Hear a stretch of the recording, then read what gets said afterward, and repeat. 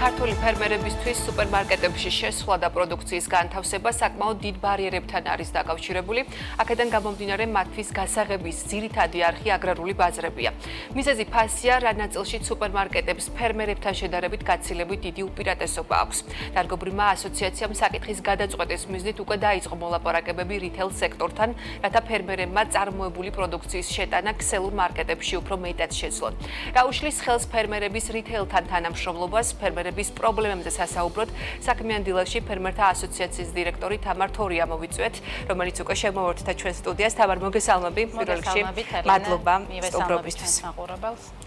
ამ სტუდიაში ძალიან ბევრი გვისაუბრია ქართველი მწარმოებლები, მოკლედ რატომ ვერ თანამშრომლობენ რითეილ სექტორის წარმომადგენლებთან, იქ ვიცით რომ შესვლის გადასახადებია დაწესებული, სხვა არაერთი და ასე შემდეგ. მე უშუალოდ ფერმერების პრობლემაზე მინდა გესაუბროთ, არის თუ არა იდენტური მათ შემთხვევაშიც ეს ბარიერები, რაც უკავშირდება რითეილ სექტორში პროდუქციის განთავსებას, რაზე ხართ ინფორმირებული მოკლედ სექტორისგან გისმენთ. ძალიან დიდი მადლობა, საინტერესო და საჭირო საკითხია, სწორედ ამ თემას მივუძღვენით ჩვენ გასულ პარასკევს შეხვედრა, რომელიც რითეილ ასოციაციასთან პარტნიორობით გავმართეთ რითეილ სექტორთან, რათა ერთობლივად რაღაცნაირად გვემსჯელა და მოგვეძებნა გზები, თუ როგორ შეიძლებოდა უფრო მჭიდრო თანამშრომლობა შემდგარიყო რითეილ სექტორსა და ფერმერებს შორის. ეს კონკრეტული შეხვედრა ევროკავშირის პროექტის ფარგლებში შედგა. პროექტი არის სასოფლო-სამეურნეო გაზრდილი სასოფლო-სამეურნეო პრაქტიკა და მომხმარებელთა ცნობიერება, რომელსაც ჩვენ სტრატეგიული კვლევების ცენტრთან და რაჭის ამბროლაურის მეფუტკრეთა ასოციაციასთან ერთად ვახორციელებთ. რითეილ სექტორთან თანამშრომლობა ჩვენ გარკვეული პერიოდის წინ დავიწყეთ, ახალი არ არის, მცდელობები რამდენჯერმე იყო, ბარიერები ახსენეთ თქვენ და ეს ბარიერები ორივე მხარეს არის, ორივე მხარეს არსებობს გარკვეული გამოწვევები. ფერმერების მხარეს რომ გითხრათ გამოწვევები, ყველაზე დიდი გამოწვევა მათთვის რითეილ სექტორთან თანამშრომლობის და ურთიერთობის არის გადახდის პირობები, ის ლოდინის პერიოდი. რა ლოდინის პერიოდიც უწევთ ფერმერებს იმისთვის, რათა შეიტანონ პროდუქცია და შემდგომ მიიღონ შესაბამისი თანხა. არსებობს ამის გადაჭრის გზებიც და ამაზეც ვიმსჯელეთ, შესაძლებელია გარკვეული ფინანსური ინსტრუმენტების შემოღება, როგორც არის ფაქტორინგი, რომელიც ერთგვარად გადაჭრის ამ პრობლემას, თუმცა აქ დგას რიგი სხვა ბარიერებისა, რომელიც ასევე რითეილ სექტორის მხრიდან იქნა წამოჭრილი, რომელიც ასევე ძალიან ვალიდური და მართებული. ზოგადად კარგად მოგვეხსენება და არაერთხელ გვისაუბრია იმაზე, რომ სოფლის მეურნეობაში საქართველოში არის პრობლემა გამსხვილების. ანუ მაინც გვყავს ძირითადად წვრილი ფერმერები, საშუალოც და მიხარია რომ ზოგადად ტენდენცია 10 წლიდან მოყოლებული ხარ რომ გადავხედოთ, მზარდია, დაინტერესება თითონ სფეროშიც გაზრდილია, თუმცა ამის მიუხედავად შეიძლება უწყვეტობა არ იყოს უზრუნველყოფილი მიწოდების მხრივ და მოცულობები რა თქმა უნდა, სწორედ მანდ მივდივარ. იმ პირობებში, როდესაც ამდენი წვრილი ფერმერი ყავს, რომელიც ვერ აკმაყოფილებს მარკეტებისთვის უწყვეტობის მოთხოვნას, აუცილებელია, რომ ამ ფერმერების გაერთიანება მოხდეს რაღაცა სახით, რათა მათ რაღაცნაირად შეძლონ იმ ერთობლივი მოცულობის დაკმაყოფილება, რაც უწყვეტად ესაჭიროება რითეილ სექტორს. სწორედ ამიტომ ამ პრობლემის აღმოსაფხრელად დღესდღეობით რა ხერხსაც მიმართავენ მარკეტები, ეს არის სადისტრიბუციო კომპანიებთან თანამშრომლობა, რომელიც ერთგვარად ასევე გარკვეული ბარიერია ფერმერებისთვის, იმიტომ რომ მანდ ფასნამატი არის უკვე, მომხმარებლისთვისაც გაზრდილი ფასია საბოლოო ჯამში და ფერმერი ზარალდება. არაერთი სამუშაო გავწიეთ ჩვენ ფერმერებთან, მოგეხსენებათ კოოპერატივების მცდელობაც, რომელიც არც თუ ისე წარმატებით დასრულდა, თუმცა პრაქტიკა ევროპაშიც და სხვა ქვეყნებშიც გვიჩვენებს იმაზე, რომ აუცილებელია, თუნდაც გაყიდვების მიზნით აუცილებლად გაერთიანდნენ ფერმერები, რათა შეძლონ მარკეტებში ესე მყარად შესვლა. მეორე პრობლემა, რომელიც ძალიან მწვავე დგას, რომელსაც ბევრი ფერმერი ვერ აკმაყოფილებს და მოთხოვნა რითეილ სექტორიდანაც ასევე ძალიან ვალიდურია, არის ხარისხის თემა. იმ პირობებში, როდესაც სავალდებულო არ არის მაინდა-მაინც, მე ვსაუბრობ ძირითადად უფრო ხილბოსტნეულ მიძღვნილის მიმართულებით, ჰასპის სტანდარტი მეტნაკლებად დანერგილი და მოთხოვნადია და უფრო ნაკლებად არის მან პრობლემა, თუმცა აი სხვა პროდუქტებთან მიმართებაში ხარისხის დადასტურება ძალიან უჭირთ ფერმერებს.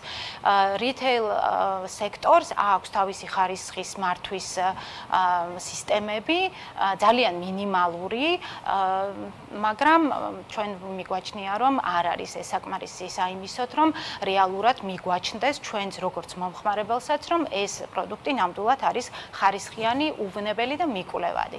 ხა მიკვლევადობა არის ძალიან მნიშვნელოვანი თემა ასევე.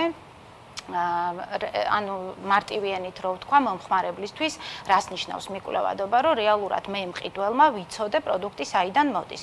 სწორედ ამ მიზნით ჩვენ 2019 წლიდან აქტიურად ჩავუშვით ადგილობრივი სერტიფიცირების სქემა, რომელიც არის გეოგაპი, რომელიც ძალიან მჭიდროდ კავშირშია Global Gap-თან.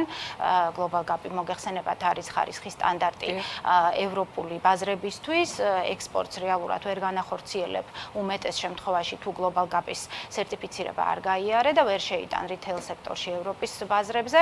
შესაბამისად, ძალიან მჭიდრო ანალოგი არის Global Gap-თან ადგილობრივი სერტიფიცირების სქემა, რომელიც ფერმერთა ასოციაციამ შეიმუშავა და დანერგა. დღეისთვის რამდენიმე ათეული ფერმერი ყავს, მაგრამ 20-25 წლის ბოლომდე 100-მდე გაიზრდება მათი რიცხვი. ეს უკვე ცოტა სოლიდური რაოდენობაა, მიგვაჩნია საიმისოდ, რომ უკვე რეალურად შევძლოთ რაღაცა კონკრეტული ნაბიჯების გადადგმა, საიმისოდ, რომ რიტეილ სექტორში მოხდეს სერტიფიცირებული პროდუქტის შეტანა. საუბარი იყო ამ შეხვედრაზე რიტეილ სექტორის წარმომადგენლებთან იმასთან დაკავშირებით, რომ შესაძლებელი ყოფილიყო ან რამე გარკვეული ცალკეული დახლის განთავსება, რაღაცა სადაც იქნებოდა ადგილობრივი წარმოების ახალისებისთვის საინტერესო ტარიფები ხომ არის განხილვის თემა, რომ რაღაცა უფრო მეტად სტიმული მივცეთ ფერმერებს. ტარიფებთან დაკავშირებით ესე კონკრეტულად ამ ეტაპზე არ ყოფილა საუბარი, თუმცა ფერმერისთვის სტიმული სერტიფიცირება ერთგვარად არის იმიტომაც, რომ ეს მისთვის არის უფრო მაღალი ფასი თავის პროდუქტზე.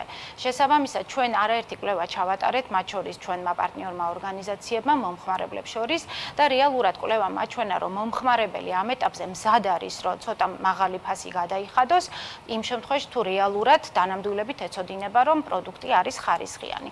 სწორედ ამისთვის ახლა მიკვლევადობა არაერთხელ ვახსენე და რეალურად ძალიან საინტერესო და საჭირო თემა არის მომხმარებლისთვის, რათა დარწმუნდეს იმ პროდუქტის ხარისხში, რასაც მიირთმევს. ამისთვის ჩვენ შევიმუშავეთ პლატფორმა, რომელიც აგვისტოში უკვე ჩაეშვება ძალიან აქტიურად მიმოქცევაში, მიკვლევადობის პლატფორმა, რომელიც რეალურად QR კოდის მეშვეობით შესაძლებლობას მისცემს მომხმარებელს, ეტიკეტზე დატანილი QR კოდი იგულისხმება აქ, სადაც უკვე მომხმარებელს შეუძლია რომ დაასკანიროს და ძალიან დეტალური ინფორმაცია მიიღოს იმასთან დაკავშირებით, თუ საიდან მოვიდა პროდუქტი, ვინ აწარმოა და ასე შემდეგ. ანუ ძალიან ბევრი დეტალი არის მანდ მოცემული. კი ბატონო. თამარ, ფიქრობ საინტერესო საკითხებია და სიახლეები აქვს ფერმერთა ასოციაციას. ამ შემთხვევაში ბოლოს მოკლედ რომ მიპასუხოთ, არის თუ არა მზაობა რიტეილის მხრიდან თანამშრომლობის ამ ნაწილზე და რაიმე კონკრეტულზე შეთანხმდით თუ არა ამ შეხვედრაზე? რიტეილ სექტორს აქვს მზაობა,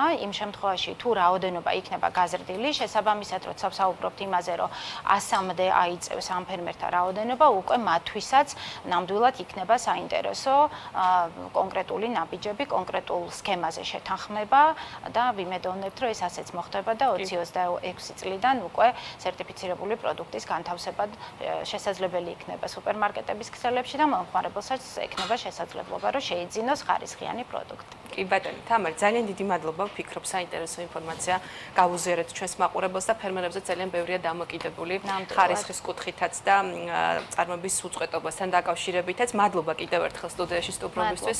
თამარ თორია საუბრობდა საქართველოს ფერმერთა ასოციაციის დირექტორი პირდაპირ ეთერში.